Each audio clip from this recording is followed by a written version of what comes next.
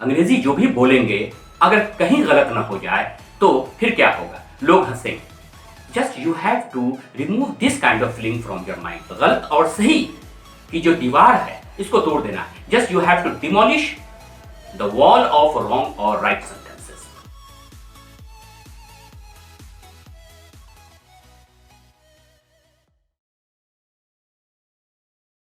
अंग्रेजी आज हमारा एक नीड हो चुका है, एक बैकबोन हो चुका है, एक इंटीग्रल पार्ट हमारा हो चुका है, एक ऑक्सीजन गैस हमारा हो चुका है। इसके बिना हम एक कदम भी नहीं चल सकते हैं। जैसे कि for the survival of human being और any animal beings oxygen is required, oxygen is indispensable thing. In the same way English language is also indispensable for those students, for those technocrats और bureaucrats who need this language।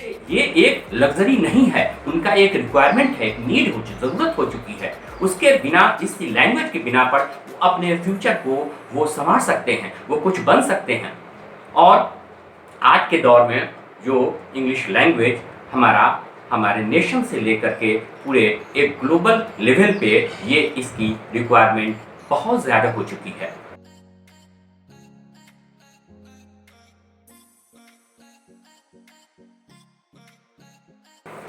रहा इस language के बारे में, तो अधिकतर students जो हैं ये इस लैंग्वेज से सीखना नहीं चाहते हैं, क्योंकि उनके मन में, उनके दिल में एक डर है, एक फियर है। They underestimate themselves that we can't learn English. इस पे एक नेपोलियन बोनापार्ट जो फ्रेंच वॉरियर थे, उन्होंने कहा था nothing is impossible, impossible word is found in the dictionary of fools. इस 30 इयर्स के करियर में मैंने ऐसे विद्यार्थियों को भी अंग्रेजी बोलना सिखाया है, कंपटीशन में उनको सक्सेस दिलाने की कोशिश की है, जो सिर्फ अल्फाबेट जानते थे।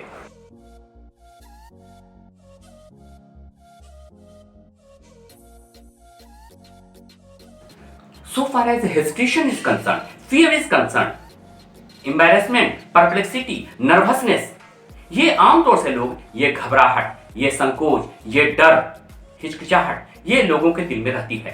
बोलने से वो कतराते हैं। हकीकत ये है कि वो सीख सकते हैं, क्योंकि हमको एक पॉइंट दिमाग में ये बात रखनी है। पहली चीज ये है कि to err is human, to forgive divine. This saying was told by great poet Alexander Pope. तो गलती करना तो इंसानी फितरत है, गलती होगी, हर गलती से सही होगी। It has been told that failures are the pillars of success। असफलता ही से सफलता मिलती है। तो इस चीज को दिमाग से हटाना है कि क्या गलत है और क्या सही है।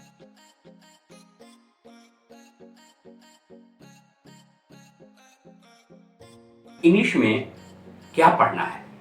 इंग्लिश एक लैंग्वेज है, इंग्लिश लिटरेचर है, कॉम्पिटिटिव इंग्लिश है, स्पोकन इंग्लिश है, सब इंग्लिश अलग अलग है। और ये सभी तरह के इंग्लिश को पढ़ाने में मैं पूरा सहयोग दूंगा। रही बात आमतौर से जो नॉर्थ इंडियन स्टूडेंट्स होते हैं, गांव के जो स्टूडेंट्स होते हैं, महिलाएं होती हैं, वो इंग्लिश सीखने से, खास करके स्पोकन इंग्लिश की बात हम करने जा रहे हैं, वो सीखने से वो कतराते हैं, वो सीखना नहीं चाहते हैं। उनके दिल में, दिमाग में ये बात रहती है कि हम अंग्रेजी नहीं सीख सकते हैं। क्यों?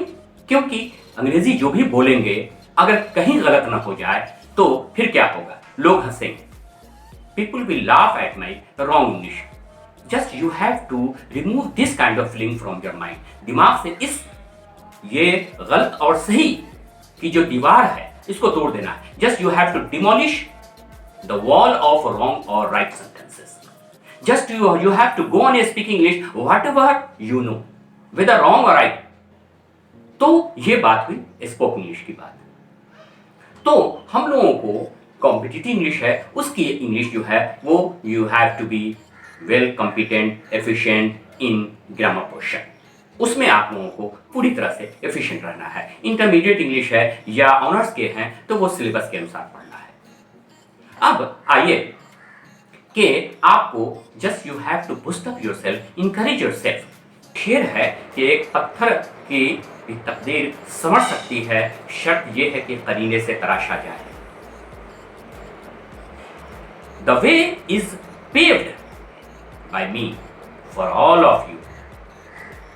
to succeed in your mission, in your life. I hope the thirst for English language, literature, grammar, words will be quenched very soon.